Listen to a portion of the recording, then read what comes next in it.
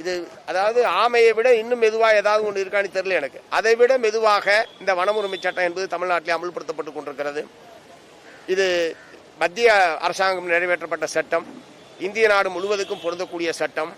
இதில் நிறைவேற்ற வேண்டிய அதிகாரிகளுடைய அலட்சியம் காரணமாகத்தான் நம்முடைய ஆதிவாசி மக்களுக்கு கிடைக்க வேண்டிய சட்டப்படியான பலன்கள் கிடைக்காமல் இருக்கிறதே தவிர சட்ட ரீதியாக எந்த விதமான தடையுமே கிடையாது. ஆகவே சட்டமே இயற்றப்பட்டாலும் அதை நாங்கள் அமல்படுத்த மாட்டோம் என்கிற முறையில் தான் அதிகாரிகளுடைய மனநிலை என்பது இருந்து கொண்டிருக்கிறது. இந்த மனப்போக்கு என்பது ஆதிவாசி மக்களுக்கு எதிரான இந்த மனப்போக்கு என்பது வன்மையான கண்டனத்துக்குரியது. ஆகவே அதிகாரிகளை அழைத்து பேசி வன உரிமை சட்டம் 2006 முழுமையாக அமல்படுத்துவது, அரசாணை எண் 104 உடனடியாக அமல்படுத்துவது என்பதற்கு தமிழ்நாடு அரசாங்கம் துரித நடவடிக்கை எடுக்க வேண்டும். இரண்டாவது, தமிழ்நாட்டில் அல்லது அகில இந்திய அளவில் மத்திய அரசாங்கத்திலேயும் ஏராளமான காலி பணியிடங்கள் பல ஆண்டு காலமாக நிரப்பப்படாமல் இருக்கிறது.